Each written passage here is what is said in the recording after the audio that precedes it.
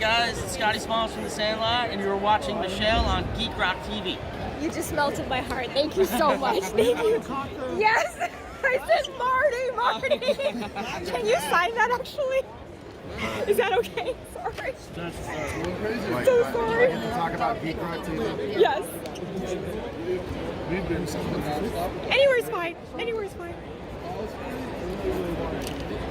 Oh my God, thank you so much. Is this on the stage? Yeah. Oh, okay. I just jumped up there and grabbed it. That's so awesome. Hey, you're watching Michelle on Geek Rock TV. I Yes, thought you said your name wrong. Oh, you're good. Thank you. Awesome. All right, thanks guys. Best wishes. Hopefully we'll see you soon. I'll tag you guys online. Thank you. Your sign.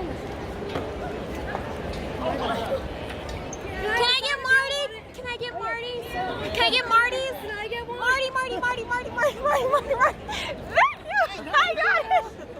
Thank you. I got it. Yeah. Okay, wait. Cheer for me. Yes. Wait, look.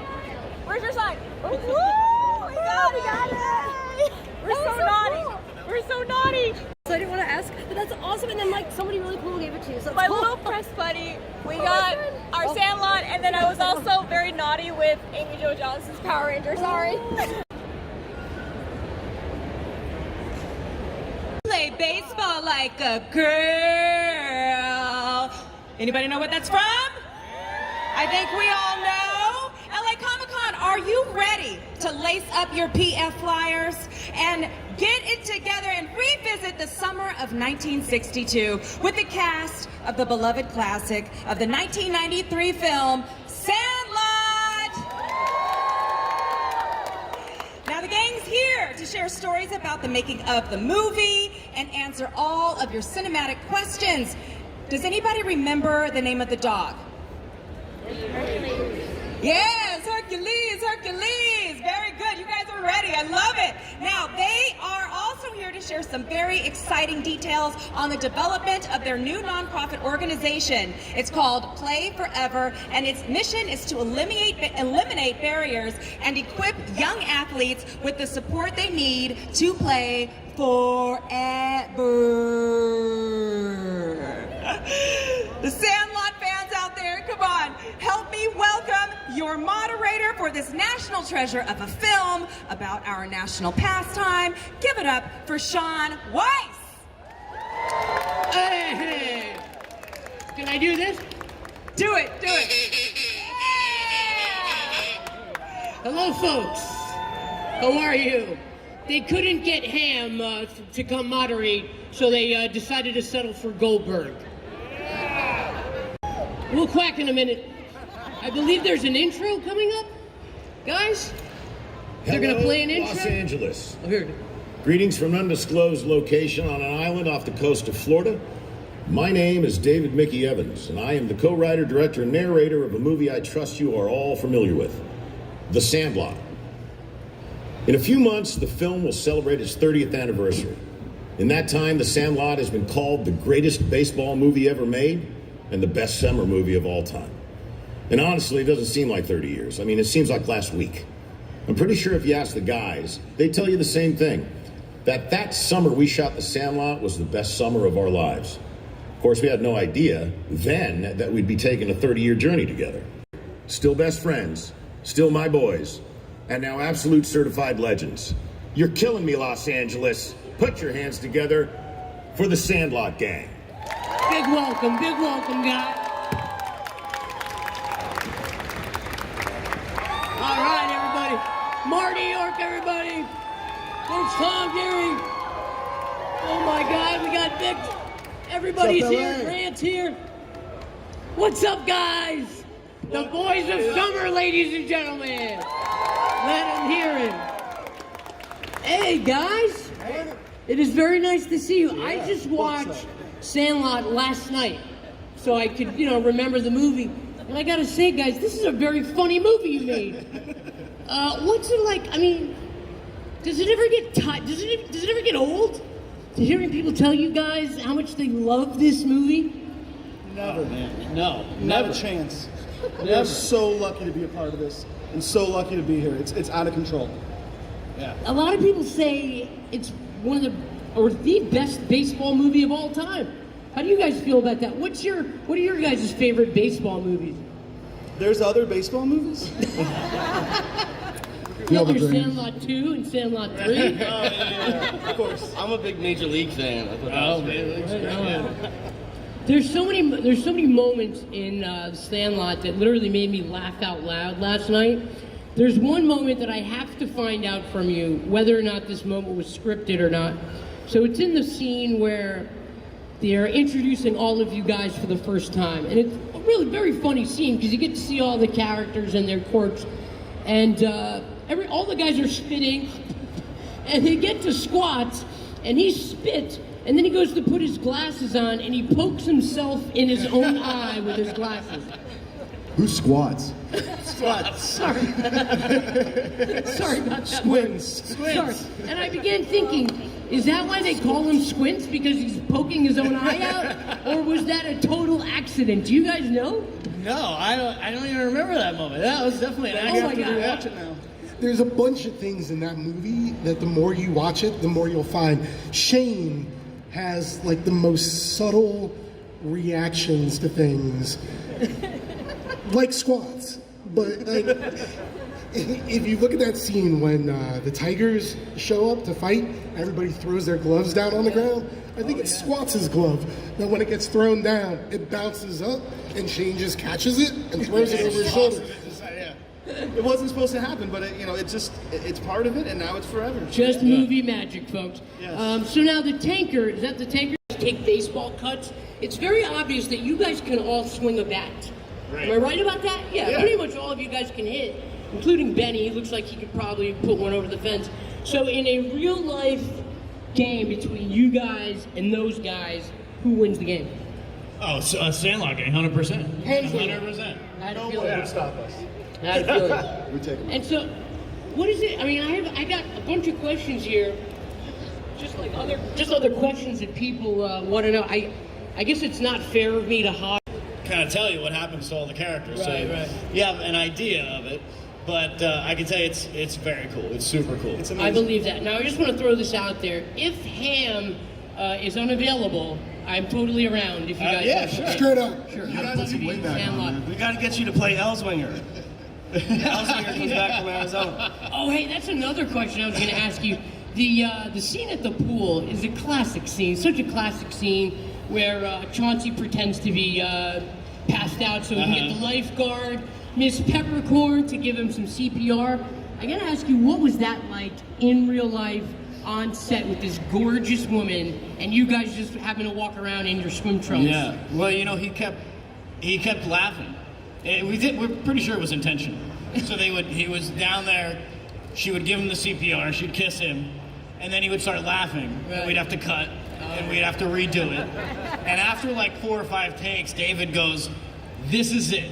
If you laugh after this, you're fired. We're gonna recast Squints. You got one more kiss, and we're done." And he did it. And he did it. Sometimes you gotta threaten a guy's livelihood, you know what I mean?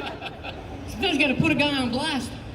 You guys, all of you, who was, and I know this is a weird question to ask, but if you had to pick somebody, who was your least favorite cast member, and why was it Marty? Sorry, They're gonna say me. No, I mean, I think we all became brothers during the filming of that thing. Yes. And, just like brothers, we would all rib each other and we'd all make fun of each other. And actually, a lot of that stuff kind of made it into the film. We would do stuff and in between takes, and then David would go, we'd roll, and he would go, say that thing that you guys said to me. It's an ad-lib? Yeah, that was total ad-lib. Nice, yeah. David said act crazy, so I was just like, Yeah, no, there's a lot of moments where they're just group moments where the camaraderie between you guys feels very genuine, and I think that's probably because of what you were talking about. Like real stuff happening, and then them going, "Hey, put that in the scene." That's crazy. Prior to the Sandlot, were you guys any baseball fans? Were you guys baseball players? Yeah, Dodgers, baby. I think a few of us played T-ball, Little League, and that kind of stuff. Some of us didn't. But they had us gave us like a baseball camp for a couple weeks before. I remember I played baseball, and my coach called me up after he watched the movie, and he was like, "What did you do to me? You were the worst player in the world." I was more of a hockey fan. No kidding. Hey. Anyone know any good hockey movies? There's a good TV series on Disney Channel that's pretty good. It's like Game Changer. It's not bad. You know what the crazy thing is though? You guys haven't had this connection to like all of Major League Baseball. Like there isn't a Major League clubhouse that you guys aren't invited into and can't get like VIP. Tell me about that. Like what's a cool experience you had like with the real MLB? I think going to the Dodgers game for the 25th anniversary was really, really cool. And we got to go on the field, and that was the first time it really hit me. Like, I started playing goalie because I saw you, and I'm like, I was a terrible goaltender. I don't know what inspired you to do that. That's crazy, you guys. You guys have an amazing, this nonprofit organization that you guys started that really provides equipment, and it takes care of like playing fields so that people in like inner cities and stuff can play baseball. Tell us a little bit about this Play Forever. Yeah, absolutely. So we were here last year, and Victor and I and some of the other guys started thinking about what we can do now that Sandlot has become this thing that you all want to come out and hear us, talk to us, meet us. So what can we do with this platform to give back? So last year, we sort of had the idea of putting together this nonprofit, and after talking about it at the panel, we got some really insightful questions from the audience. Some of them are still here today, by the way. Thank you very much. This family right here actually really helped us think about what the mission needed to be, and ultimately, the mission for Play Forever is to equip young athletes and youth who are interested in being involved in the world of sports with the tools that they need in order to do it. So on one hand, that's solving issues like equipment. On bigger levels, we want to start dealing with food insecurity, scholarship inequity amongst female athletes, field restoration and safety issues, educational training programs, internships. The sky is really the limit. So we're a brand new 501c3 coming out of Comic-Con last year. We spent a sacrifice that you make to do it right, to help. So what we really need is we really need the support from everybody here to start making some donations so we can go out and really start activating. Right by your guys' booth, which is over here to the left, there's a stand with a QR code. One right behind you as well. Yeah. Oh, right there. You could not. Oh, there it is. Cannot make it any easier to donate to the Play Forever group, you guys. So that would be greatly appreciated. A little love on that action. Yeah. Thanks, you guys, for doing that. I mean, I think people kind of might expect that type of thing from the Sandlot guys, and kudos to you for actually doing it. Thank you. You know, it was really inspired by the film. Smalls swiped that Babe Ruth baseball was because we didn't have 90 cents to get another baseball. Otherwise, we were done playing for the day. So 90 cents in 1962 was the difference between whether these kids who really didn't have much could play ball. And if they couldn't play ball, what else were they going to get into? What type of trouble? All of this and that. So now, a Major League Baseball costs $25. So $25 is a huge thing for kids. So it's the least that we can do to try to provide this infrastructure wherever we can, however we can be the most impactful, because there should be no barriers stopping youth from being involved in sports. The data really shows that kids who grow up involved in sports have higher percentage rates for getting into college, for earning higher salaries, for moving up through the executive ladder, all of that stuff. The things that are instilled in you through sports, being a good teammate, how to win, more importantly, how to lose, all of this kind of stuff is lost if you don't have that infrastructure behind you. And we can all talk about our own personal experiences in coming through adversity, being told that the things that you wanted you couldn't have, the things that you thought that you had earned, you didn't. So anything that we can do with the Play Forever project, we're here to do. We're here to do the work. So thank you to everybody who have given us this platform to be able to be here today and to launch this. So stay tuned. We got a lot of stuff planned for next year. Yeah, that's beautiful, man. Like, I'm really happy to be a part of that. I'm glad you guys do that. Let's give them a hand for that, guys. That's very special. That was such a great answer. I'm so glad Grant answered that question. I mean, guys, this is a good one. I'm kind of curious about this one, too. Melissa Parigi, 5, wants to know, what was it like doing the tour for Sandlot with Mike Vitar and his brother Pablo? Oh, wow. Marty, weren't you on tour with Mike? For the On a tour? For the press tour. For the press tour? Oh. Who was with Mike? Was Brandon with Mike? No, I was think with it was Tom. me. You were with Tom. Yeah. Me and you again. Apparently, the better Yeah. question should be, which one of you guys were on the press Right, tour? yeah. I was with Shane on the press tour. What was your guys, if you guys had to pick, this comes from Kenris 03114. If you guys had to pick a scene from the movie, I know it's hard, but your favorite scene from the movie, what would it be? I like the treehouse scene with the how can I get some more of nothing? Was that when the vacuums blow up, or is there? That was my favorite. I loved when the vacuum cleaners blew up.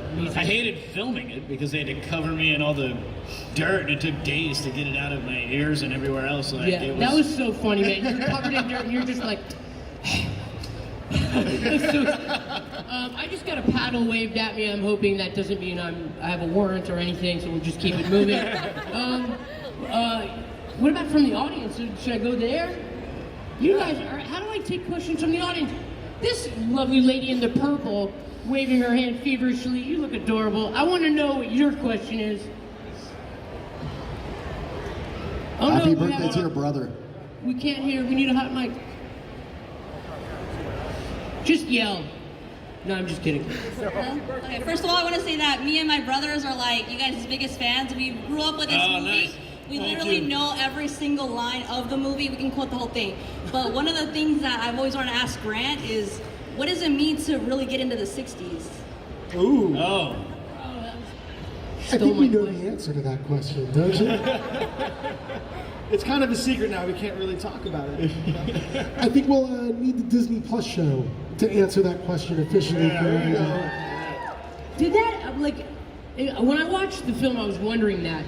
How much did the fact that the movie took place in the 60s inform your performances? Like, did you ever think, like, well, I'm a guy that's in the 60s, or did you just kind of act like a normal kid?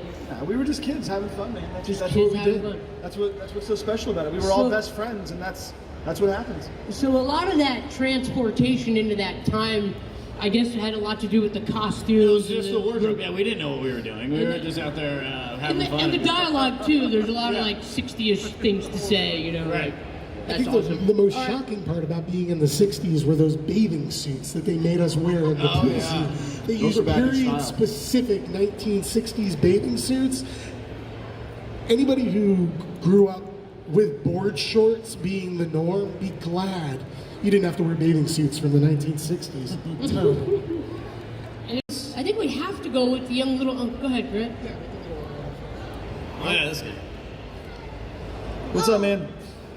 In the Sandlot while you were filming it, were there any fights on the set also with Goldberg?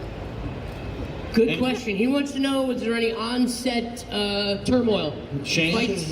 Oh man! All right, I'm gonna tell you guys a quick story, but it's doesn't matter anymore.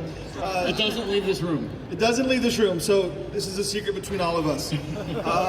Something happened on set one day. I won't go into the exact details, but I punched Ham in the face. Oh, no.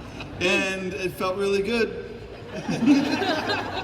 But he's one of my brothers, and it was just kids being kids, because the next moment, it was like we were best friends again. That's what happens when you're 10, 11, and 12 filming a movie. Well, and Pat ran up to his mom and was like, Shane just punched me in the face. That's true. And what'd your mom say? Good. Good. You're killing me, repeat. I had to do that. All right, guys. I think we have one more in the audience. This girl who you so lovingly referred to before. What's your question? I just wanted to tell you thank you for all you did to help me play baseball. Oh, thank you for that. Oh, thank you so much. Thank because you. You inspired us. You inspired us. So If it's that right back doesn't at you. inspire you guys to march over to a QR code and snap a photo, I don't know what will. That is the cutest little girl on the Thank planet. you so much. Thank you. Guys, so what much. about in the front row? This gentleman looks like he's got a burning question. How did you guys react to knowing that Mr. Myrtle was played by James Earl Jones? Oh, how did we react to Marty's got a knowing good James Mr. Earl Myrtle Jones was played by story. James Earl Jones? Marty. So the first time I met James Earl Jones, I walked backstage behind the Sandlot, and he was eating a bowl of oatmeal, and I said, my mom said, "Hey, Darth Vader's back here." I was like, "Yeah, right, Mom." So I walked back there, and I go, "That's not Darth Vader," and he goes, "I am your father." And I was like, "It's him." That's awesome. We got time for another question? This guy in the front, we got to take his question. What's up, man? You guys really scared of the dog? He wants to know, were you guys really scared of the dog? They had a couple different dogs. They had one who did a lot of the running. He wasn't quite as big, but the one scene at the end where he's got to lick my face freaked me out a little bit because they threw all the Gerber baby food on my face so the dog would lick it, and it was a big dog. Like I wasn't really that scared until I had to come like this close to it, and I was like, oh, dude, if this thing wanted to eat me, it You have to definitely could. trust that the dog knows when to stop. You guys, this has been a treat for me just hanging out with these guys. I love these guys. Let's hear it for the Sandlot guys. And also, can we get a round of applause for Sean Weiss? Goldberg. And don't forget, guys, their booth is right over here on the left. They're trying to get a quack going. Can we get a quack going? Quack, Go play forever! Guys, don't forget, they're right over here on the left, right? Yeah. And they'll be doing signing autographs and setting up merch over there, so please come over and say And hello. everything purchased and signed is all for donations this weekend. So we'll be over there. Thank you so much. Yeah. Thank you guys. Awesome. All right, you guys. Bye. Thank you guys.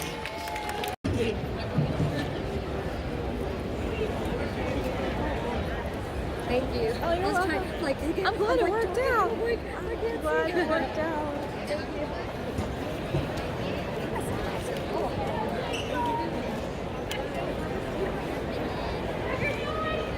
Can I have your sign?